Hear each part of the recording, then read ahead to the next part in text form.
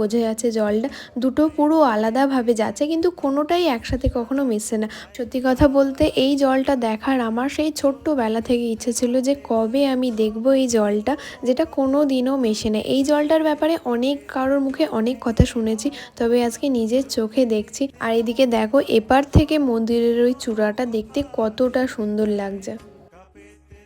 কালকে যে গোপী ড্রেসটা আমরা নিয়েছিলাম, আমি নিয়েছি লাল কালারের আর ও দিদি নিয়েছে হলুদ কালারের, সেটাই আজকে পরেছি। আর এদিকে দেখো এপারে চলেও এসেছি, আর নামতে না নামতে আমাদের এখানে তিলকও কেটে দিয়েছে। এখন চলে এসেছি নবদ্বীপে, আর এখানে টোটো রিজার্ভ করে এখানে সব কটা মন্দির ঘুরতে হবে, তাই জন্য আমরা সবার ফার্স্টের মন্দিরে চলে এলাম। সবার প্রথমেই চলে এসেছি এই মন্দিরটায়, তবে এই মন্দিরটার নাম আমার ঠিক মনে নেই। এই মন্দিরটার নাম হয়তো রাধা গোবিন্দের মন্দির।